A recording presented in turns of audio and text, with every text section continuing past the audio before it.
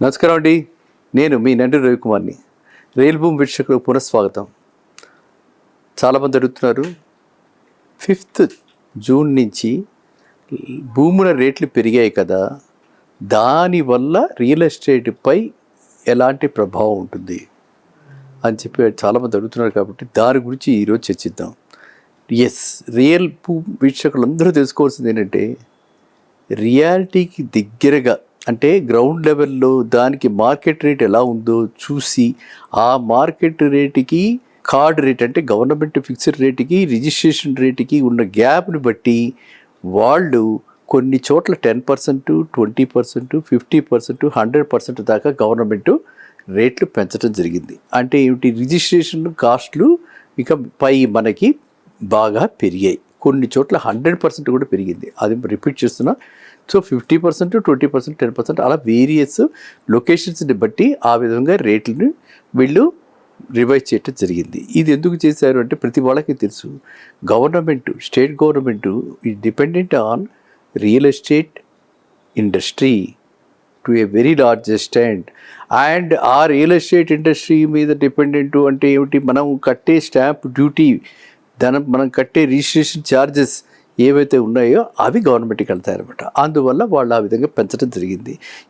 ఈ విధంగా పెంచడం వల్ల ఎవరైతే గతంలో కొనుక్కుని రిజిస్ట్రేషన్ చేయించుకోలేకపోయారో ఇప్పుడు రిజిస్ట్రేషన్ చేసుకుంటారో, లేకపోతే ఏ ప్రాజెక్ట్స్ అయితే గతంలో ఉంటూ అంటే మనకి ట్రైపార్టైట్ అగ్రిమెంట్లో 2 ఏళ్ల క్రితం గేటెడ్ కమ్యూనిటీస్లో కొనుక్కున్న వాళ్ళు, అలా 1 ఇయర్ క్రితం కొనుక్కున్న వాళ్ళు రిజిస్ట్రేషన్ చేసుకోవాలంటే ఓన్లీ ఆఫ్టర్ కంప్లీషన్ రిజిస్ట్రేషన్ చేసుకుంటారు. కాబట్టి అలాంటి వాళ్ళందరికీ కూడా ఇది అనుకోనటువంటి ఒక అనూహ్యమైనటువంటి ఒక భారం అన్నమాట.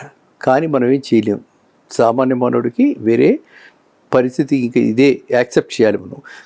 అలా ఉంటే భవిష్యత్తులో అంటే రియల్ ఎస్టేట్పై దీని ప్రభావం ఎలా ఉంటుంది అంటే, ఒక రకంగా చెప్పాలంటే ఇది మంచి సంకేతమే. బ్లాక్ పోర్షన్, బ్లాక్ మనీ అందరికీ తెలుసు. అది ఏదైతే ఉంటుందో అలాంటిది కర్బ్ చేయటంలో కొంతవరకు ఇది దోహదపడుతుంది.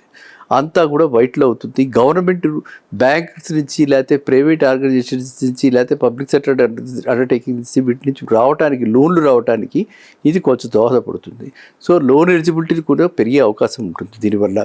సో అందువల్ల ఏంటంటే, ఒక రకంగా ఆ విధంగా ఉపయోగం, గవర్నమెంట్కి ఈ విధంగా ఉపయోగం, ఇక మామూలుగా ఇన్వెస్టర్స్కి కూడా చూస్తే వాళ్ళకి కూడా ఉపయోగం.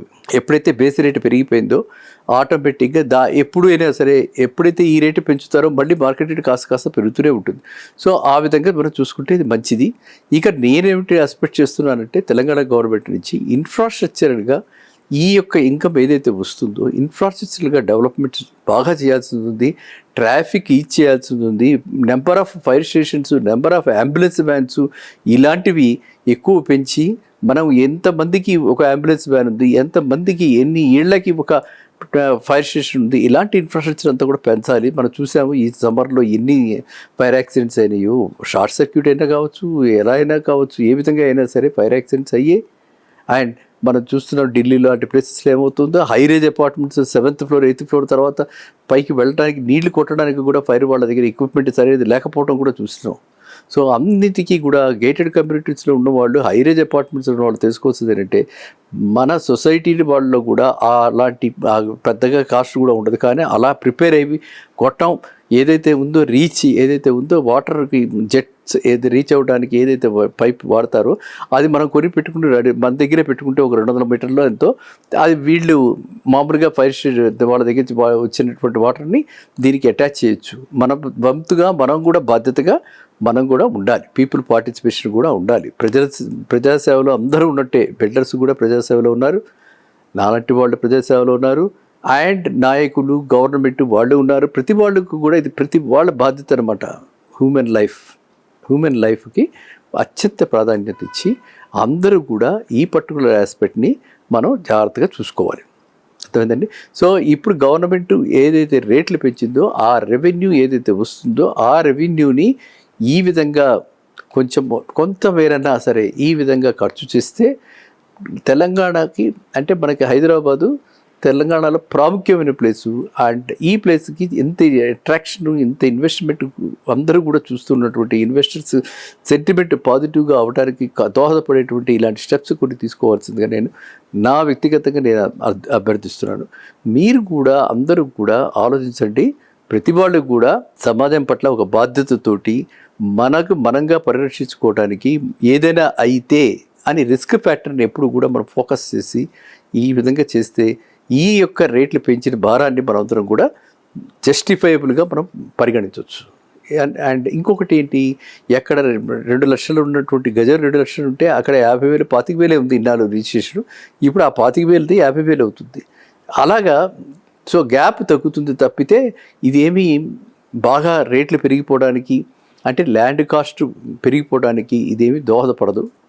అండ్ కొనుక్కునే వాళ్ళకి పాత రేట్లలోనే, అలాగే బిల్డర్స్ కూడా ఎవరు కూడా ఇవాళ స్టాంప్ డ్యూటీ పెరిగింది, ఇది ఒక అదనపు భారం కాబట్టి ఖచ్చితంగా ఏమైనా తగ్గిస్తే 4 పైసలు తగ్గించచ్చే. కానీ రేట్లు అయితే దీనివల్ల బిల్డర్స్ అయితే రేట్లు డెవలపర్స్ అయితే రేట్లు దీనివల్ల రివైజ్ చేసి అప్వర్డ్ రివిజన్ చేసే అవకాశం చాలా తక్కువగా ఉంది. అండ్ మనం తెలుసుకోవాల్సింది ఏంటి, మనకు అందరికీ తెలుసు లగ్జరీ సెగ్మెంట్ తప్ప మిగతా సెగ్మెంట్స్లో హైదరాబాద్ చుట్టుపక్కల మార్కెట్ స్తబ్దతతో కూడి ఉంది. కాబట్టి అందరూ కూడా ఇప్పుడు యాక్టివ్గా ఉండి ఎంతవరకు అయితే మనము ఈ అన్సోల్డ్ ఇన్వెంటరీ ఉందో ఆ అన్సోల్డ్ ఇన్వెంటరీని ఎంత మేరకు మనము తగ్గించి అమ్మగలము, ఎంత యాక్సిలరేటెడ్గా అమ్మగలము, ఎంత గ్రూప్ బుకింగ్స్లో, నేను ప్రతిసారి చెప్తుంటే గ్రూప్ బుకింగ్స్ నా ఫేవరెట్ సబ్జెక్ట్. గ్రూప్ బుకింగ్స్లో కనుక ఎంకరేజ్ చేస్తే ఇటు బిల్డర్స్ డెవలపర్స్ కూడా బెయిల్అవుట్ చేయడానికి నేను ఎప్పుడు సంసిద్ధుడినే. సో గ్రూప్ బుకింగ్స్ మీద మీరందరూ కూడా ఫోకస్ చేయండి. దాని మీద మనం ఎలా చేయొచ్చు, డిలేరింగ్ ఎలా చేయొచ్చు, టెక్నాలజీ వాడి మనం ఏ విధంగా మనము ఈ పర్టికులర్ ప్రాజెక్ట్స్ని అన్నింటినీ కూడా మనము సేలబిలిటీ క్రియేట్ చేయొచ్చు, విజిబిలిటీ క్రియేట్ చేయొచ్చు, ఎఫర్డబిలిటీ క్రియేట్ చేయొచ్చు. ఇవన్నీ కూడా మీరు ఆలోచించండి. ఇది నా ఉద్దేశం అనమాట. అందువల్ల ఇది అడిగారు చాలా చక్కటి, ఎందుకంటే ఇది బర్నింగ్ టాపిక్. ఇది ప్రతి వాళ్ళ మనసులో కూడా అయ్యో ఇది రేటు పెంచేశారే, ల్యాండ్ రేటు పెంచేశారే, ఇంకా మనకు అదనపు భారం అయిపోతుంది, బిల్డర్స్ కూడా రేట్లు పెంచేస్తారు. No no no no no దానికి బిల్డర్స్ రేట్లకి సంబంధం లేదు.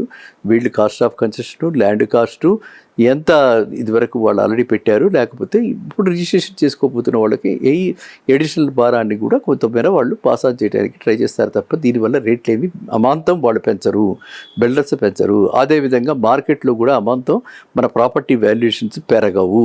కాబట్టి అందరూ నిశ్చింతగా ఉండి ఈ అదనపు ఏదైతే రేట్లు పెంచారో అది ఓన్లీ నిజానికి దగ్గరికి ప్రతిబింబించడానికి గవర్నమెంట్ అదనపు వనరులను చేకూర్చుకోవడానికి గవర్నమెంట్ తీసుకున్న చర్య తప్ప దీనివల్ల రియల్ ఎస్టేట్పై ఇమ్మీడియట్గా ఎటువంటి ప్రభావం, అంటే యాడ్వర్స్గా ఉండదు, పాజిటివ్గా నెగిటివ్గా ఏమి ఇంపాక్ట్ ఉండదు దీనివల్ల. ఇది ఒక రొటీన్లో జరిగిపోతున్నటువంటి రివైజ్ అవుతుందని ఎప్పటి నుంచో అనుకుంటున్నాం. అది ఇప్పుడు వీళ్ళు రివైజ్ చేశారు. అది కూడా బాగానే కొంతమేర చాలా మటుకు అక్రాస్ అన్ని ప్లేసెస్లోనూ ఒకే పర్సంటేజ్ కాకుండా ప్లేస్ని బట్టి అన్నీ తీసి సర్వే చేసి చాలా చక్కగా చేశారు. కాబట్టి ఇది రేవంత్ రెడ్డి గారిని మనందరం కూడా అభినందించదగ్గ చర్య. ఓకేనండి, మళ్ళీ కలుద్దాం నెక్స్ట్ వీడియోలో. నమస్కారం.